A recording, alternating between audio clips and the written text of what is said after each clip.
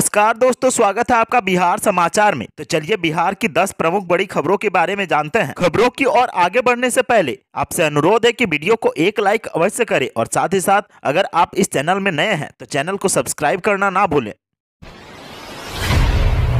CoWIN portal की सफलता की कहानी 20 देशों से साझा करेगा भारत।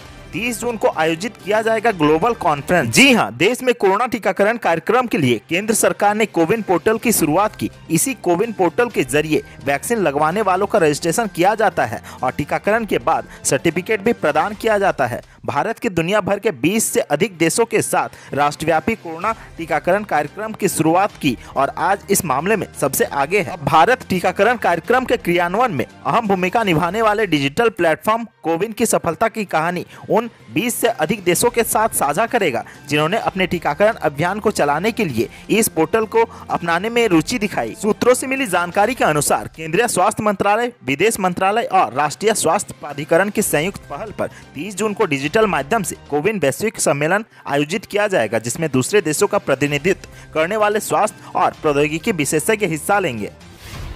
बिहार में 27 जून से एक साथ दो टीकाकरण अभियान, डॉक्टरों और हेल्थ वर्करों की छुट्टियां 30 तक रद्द। जी हां, बिहार राज्य में 27 जून से एक साथ दो टीकाकरण महाअभियान चलाया जाएगा। कोरोना महामारी से बचाव के लिए सोमवार को मुख्यमंत्री नीतीश कुमार ने 6 माह में 6 करोड़ के टीकाकरण के अभियान की शुरुआत कर दी है। 27 जून से राज्य के बच्चों को पोलियो से बचाने के लिए पोलियो का टीकाकरण अभियान भी शुरू होगा, जिसके बाद राज्य के डॉक्टरों व स्वास्थ्य कर्मियों की छुट्टियां अब 30 जून तक रद्द कर दी गई है। स्वास्थ्य विभाग ने सोमवार को यह आदेश जारी किया है। अध्ययन और मातृत्व अवकाश का लाभ लेने वालों को इससे अलग रखा गया है। सोमवार को पटना जिला में संचालित मेगा वैक्सीनेशन कैंप में 19,290 जीविका दीदी तथा 14,800 रसोइया, टोला सेवक, तामिली मरकज शिक्षा समिति तथा उनके परिवार के सदस्यों ने वैक्सीन ली है। डीएम ने जिला शिक्षा पदाधिकारी और डीपीएम जीविका को प्रखंडवार छूटे हुए व्यक्तियों की सूची तैयार करने तथा उन्हें टीकाकृत करने का निर्देश दिया है। एक सप्ताह के भीतर संबंधित पंचायत में 100% टीकाकरण का लक्ष्य के अनुरूप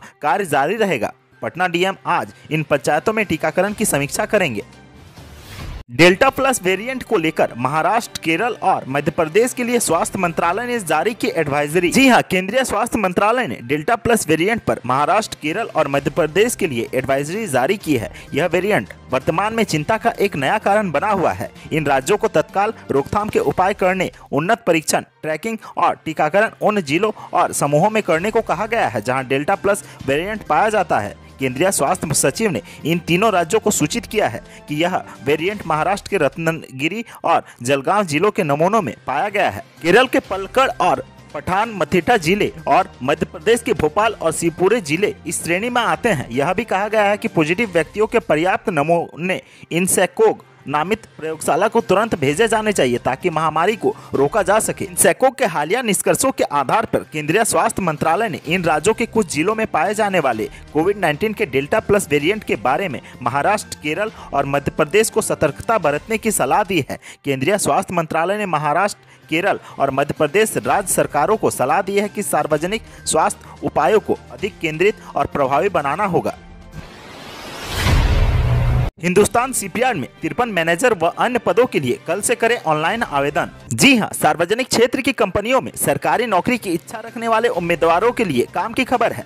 भारत सरकार के रक्षा मंत्रालय के अधीन शिप बिल्डिंग एवं शिपयार्ड रिपेयर कार्य करने वाले सार्वजनिक क्षेत्र की कंपनी हिंदुस्तान शिपयार्ड लिमिटेड ने नियमित और संविदा के आधार पर भर्ती के लिए विभिन्न पदों की कुल 53 रिक्तियों पर भर्ती के लिए अधिसूचना जारी की है। कंपनी द्वारा ऑफिशियल वेबसाइट hsl-vizag.in पर जारी अधिसूचना के अनुसार कंसल्टेंट, मैनेजर और अन्य पदों के लिए योग्य उम्मीदवारों को आवेदन आमंत्रित किए जा रहे हैं। आवेदन के इच्छुक व योग्य उम्मीदवार HSL की वेबसाइट पर कैरियर में उपलब्ध कराए जाने वाले ऑनलाइन एप्लीकेशन फॉर्म के माध्यम से आवेदन कर पाएंगे। HSL भर्ती अधिसूचना 2021 के अनुसार नियमित आधार पर भर्ती के पदों के लिए उम्मीदवार 20 जुलाई तक आवेदन कर पाएंगे। वहीं निश्चित अवधि की संविदा भर्ती के लिए उम्मीदवारों को 10 अगस्त तक आवेदन कर लेना होगा और कंसल्टेंट पदों के लिए उम्मीदवार 30 अगस्त 2021 तक आवेदन कर सकते हैं।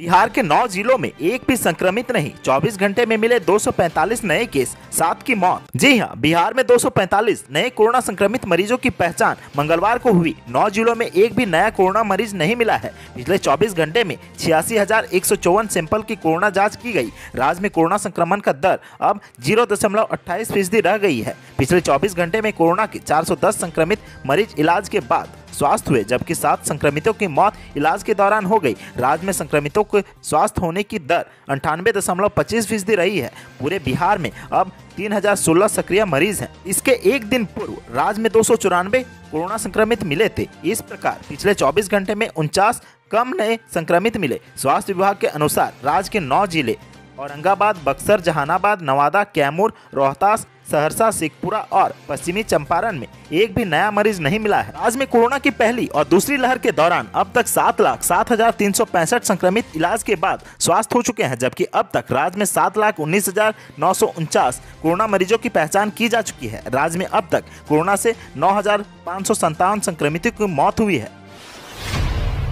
बिहार के शिक्षकों के लिए खुशखबरी, तबादले की प्रक्रिया शुरू। जुलाई के पहले हफ्ते से शेड्यूल जारी करेगी सरकार। बिहार में तबादले का इंतजार कर रहे शिक्षकों और पुस्तकालयाध्यक्षों के लिए बड़ी खुशखबरी है। नीतीश सरकार ने शिक्षकों और पुस्तकालयाध्यक्षों के तबादले की तैयारी लगभग पूरी कर ली है। शिक्षकों के ट्रांसफर के लिए ऑनलाइन आवेदन की प्रक्रिया के लिए पोर्टल तैयार कर लिया गया है। मंगलवार को शिक्षा विभाग के अधिकारियों ने तैयार पोर्टल का फाइनल ट्रायल भी देखा है। शिक्षा विभाग के अपर मुख्य सचिव संजय कुमार ने बताया कि शिक्षकों के तबादले की प्रक्रिया अब कब से आरंभ हो, इसको लेकर तैयारियां चल रही है। शिक्षा विभाग के पोर्टल के माध्यम से ऑनलाइन आवेदन लिए जाएंगे और सॉफ्टवेयर के माध्यम से इच्छुक शिक्षकों के तबादले सुनिश्चित होंगे। सरकार ने बताया कि पहले पुस्तकालयाध्यक्षों, महिला और दिव्यांग शिक्षकों का तबादला किया जाएगा। गौरतलब हो कि बिहार सरकार ने पहले स्पष्ट कर दिया था कि 3 साल से कम की सेवा देने वाले पुस्तकालयाध्यक्ष, महिला शिक्षक और दिव्यांग शिक्षक ऐच्छिक तबादले के लिए आवेदन नहीं कर सकेंगे। इनका तबादला फिलहाल नहीं किया जाएगा। सरकार ने यह भी कहा है कि जिन महिला या दिव्यांग शिक्षकों और पुस्तकालयाध्यक्षों के प्रमाण पत्रों की जाँच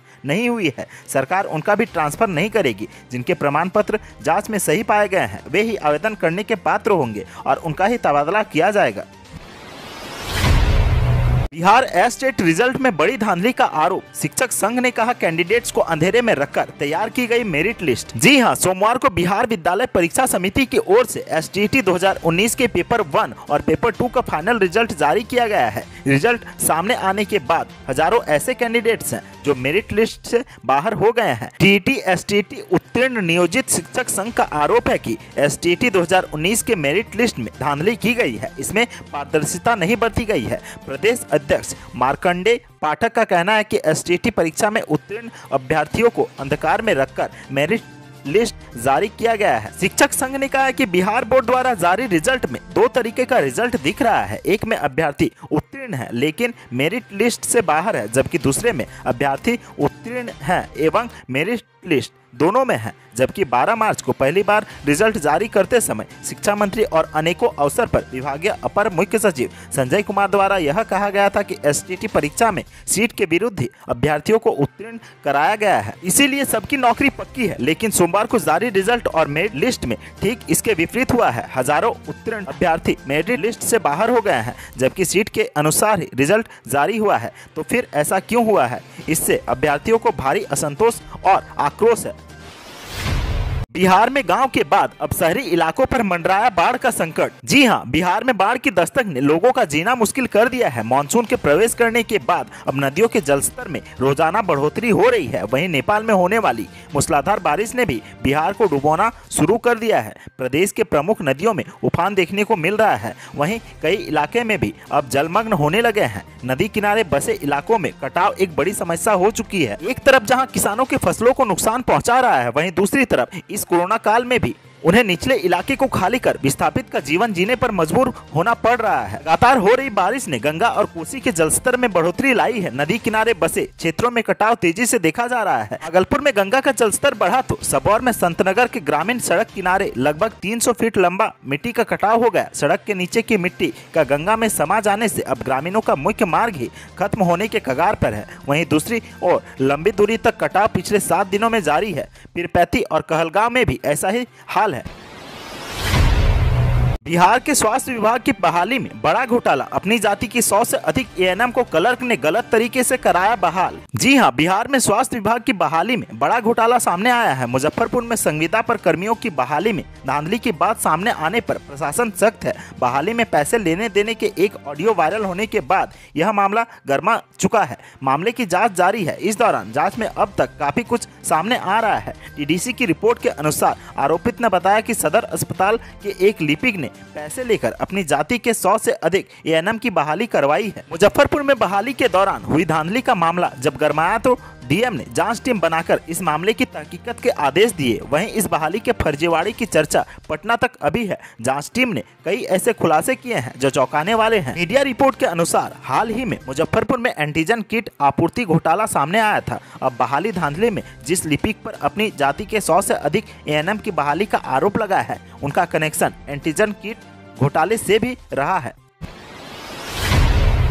रामविलास पासवान के निधन के बाद पहली बार चिराग पासवान ने बीजेपी पर निशाना साधा, दे दी ये खुलेआम धमकी। जी हां, लोक जनशक्ति पार्टी में टूट के बाद चिराग पासवान ने पहली बार बीजेपी के रवैये पर खुलकर बोला है। चिराग पासवान ने कहा है कि लोजपा में टूट पर बीजेपी की चुप्पी आहत करने वाली है। बता दें कि चिराग पासवान पहली बार बीजेपी पर सीधा निशाना साधा है। इससे पहले बीजेपी के सवालों पर बोलने से इनकार कर देते थे। लोजपा सांसद चिराग पासवान ने समाचार एजेंसी पीटीआई को दिए एक साक्षात्कार में कहा है कि उनके पिता रामविलास पासवान वह हमेशा प्रधानमंत्री नरेंद्र मोदी तथा भाजपा के साथ चट्टान की तरह खड़े रहे, लेकिन जब इस कठिन समय के दौरान उनके हस्तक्षेप की उम्मीद थी तो भगवा दल साथ नहीं था। हालांकि चिराग ने कहा कि उनका पीएम मोदी पर अब भी विश्वास कायम है। वहीं बीजेपी को इशारों में ही धमकी देते हुए लोजपा नेता चिराग पासवान ने आगे कहा कि लेकिन अगर आपको घेरा जाता है तो धकेला जाता है और कोई फैसला लेने के लिए आपको मजबूर किया जाता है तो पार्टी सभी संभावनाओं पर विचार करेगी। लोजपा को अपने राजनीतिक भविष्य के बारे में